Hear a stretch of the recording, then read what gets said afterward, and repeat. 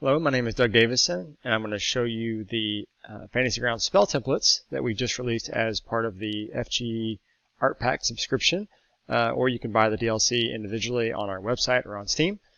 And the spell templates are something that will work with all of our rule sets that we have. It's a generic asset, so I'm just going to dive right in and show you. I've got a map loaded right now.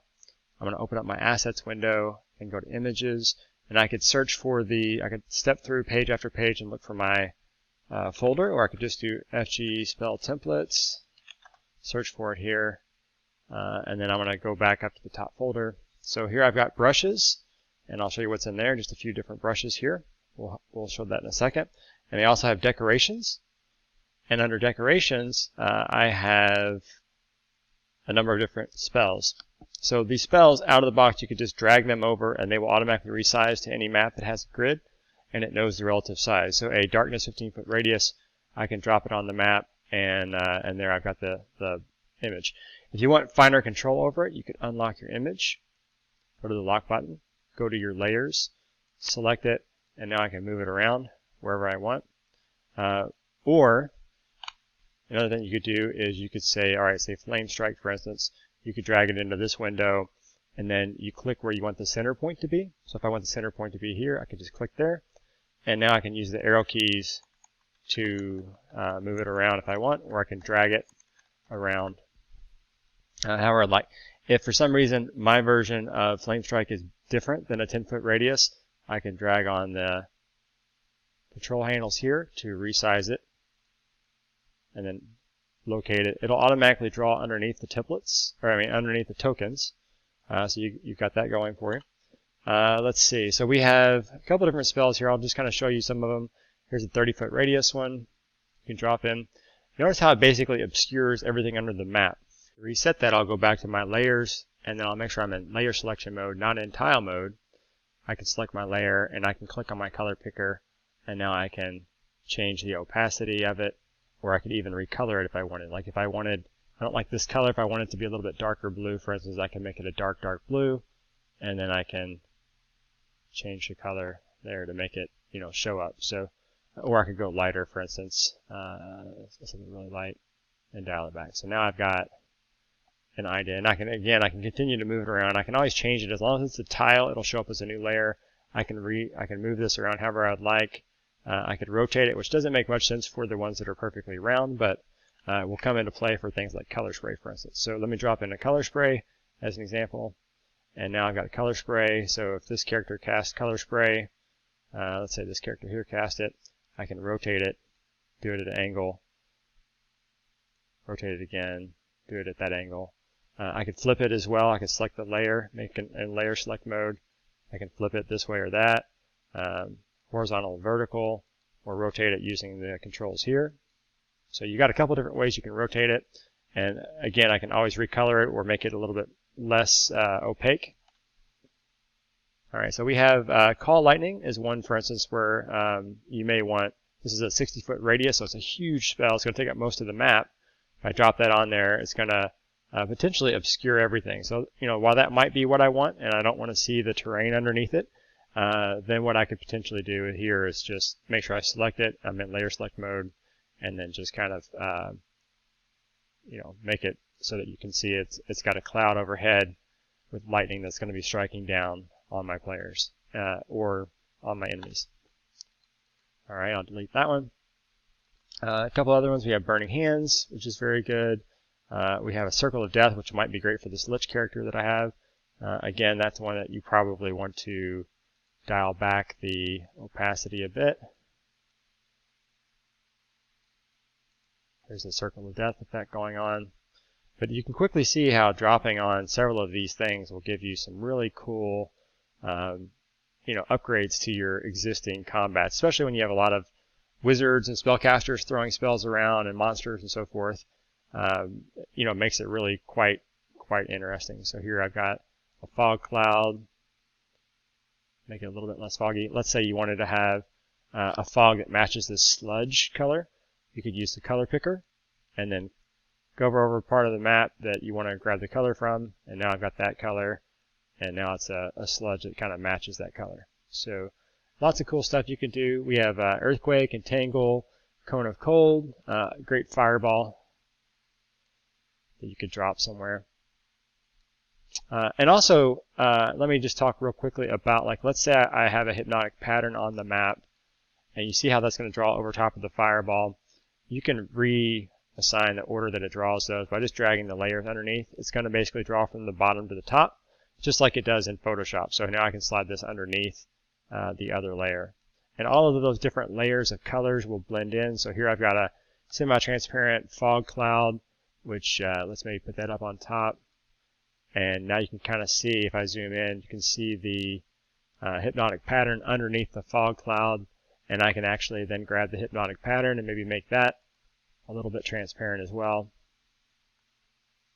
And you could just keep kind of playing with that and end up with a lot of very interesting effects. All right, so let me delete all of these just to clear our map up. All right, we've got prismatic spray, we have grease, glyphs, globe of invulnerability. We have a lightning bolt, and let me just show you what a lightning bolt would look like. So you can see it's a really long one here, and I can, again, I can select it, and I can say, okay, I want it to be at a 45-degree angle, and you can see what that looks like there and who would be hit underneath it.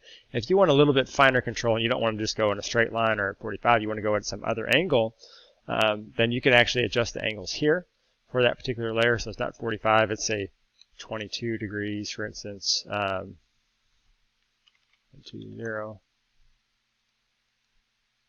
Should move over. But I'm going to show you actually a different way. The way I would probably do this is if I was to, let's say, draw an arrow, to draw arrow, I'm going to zoom out a bit, then I could say, okay, it's a 60-degree arc, so, or 60-degree line, and I can move that around wherever I want. So let's say, trying to hit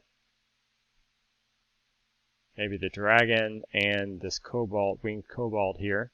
So from there to there, for instance, from that corner to that corner, you could try to shoot that. And then if I want to draw that actual lightning bolt, then I can go into my paint mode. I can drag this over to here, and now I can draw by clicking and then just drag it out to there and then double click, and now I've got that on the map. So let me get rid of my pointer to show you what that looks like without the pointer there. You can see I've got the image drawn. If it's a, let me go up a level, I'm going to show you the other brushes that we have. Let's say it's a blade barrier, for instance. I could do the same thing with a blade barrier. But a blade barrier gives you so many feet of actual drawing. So if I could say, well, here I wanted to basically draw from this point here over maybe to here, and then down, and then over.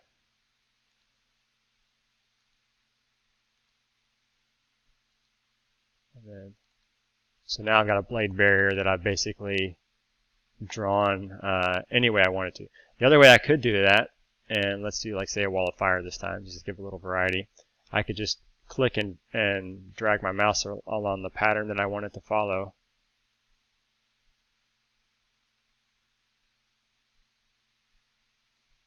And there we go. Now I've got my wall of fire, however I would like to lay it out. So great for wizards. Each one is on a separate painting layer, so I could modify it that way if I want. Get rid of those and those. And I'm going to show you one more thing, which is like wall of stone. So I'm going to grab a wall of stone, and in this particular case, you can create an actual wall that would block line of sight. So let's do here to here.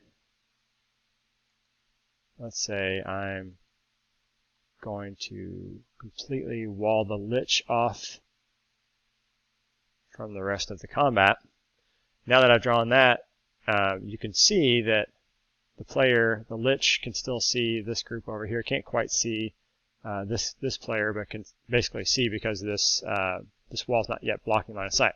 So in order to do that, I could draw a line of sight through the middle of this, but since I've already drawn this particular wall, I can select my painting layer, then I can go to my line of sight, and I can use this button here that says duplicate the paint layer as if it's a wall. So let's select that and click it, and now it's drawn my walls exactly as I kind of followed my mouse.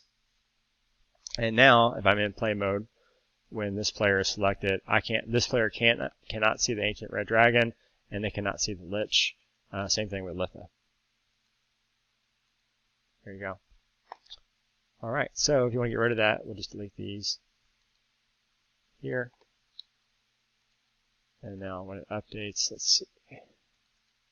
Now we should be good, and we're clear again. All right, so you have brushes, you have Wall of Thorns, Wall of Wind. Wall of Wind, again, you might want to change the opacity for it so you can see through it. Under the decorations, in addition to all of those other images and spells that we had as before, Thunderburst, Thunderwave, Sunburst, Spike Growth, Sunbeam, Stinking Cloud, it would be a great image here. Perfect cloud there. But you also have, under decoration, you have generic templates. So these are going to be a series of uncolored ones. So I've got a bunch of 15-inch cones, or sorry, 15-foot cones with different kind of graphics here. And you notice that they're white by default. That's because we mean for you to actually recolor these. So they just have kind of cool patterns. So if I just want to do, this is just a couple different patterns you can do. Let's say I want to do it from here. Then I would select it, and I would just say, okay, I want to color it. Maybe this one's going to be kind of like an orangish color or something. There you go. Or this other one would be slightly here. You can also hold Control. Sorry, let's go back. You can hold Control when you spin it, and that will allow you to spin it in smaller degrees. Alright, so let's say maybe this one will be green, and kind of dial it back. So lots of kind of generic spells that you can use for almost any sort of an effect. And again, they'll just resize automatically to fit. A 20-foot square will know that it's 20 foot based off of the grid size, and it tells you that this is each square right now is 5 foot. So if I have a different grid size, not a 50 pixel grid, but a 100 pixel grid, it'll automatically still fit in exactly a 20 by 20. You don't have to resize it. It's pretty much already set up as a template for you, ready to go. So have fun with that. Send us some cool pictures about how you guys use it in your actual games, and post it up to our Facebook page, or to whatever your favorite Facebook pages are. And let's see some cool stuff. Thanks for watching, and take care.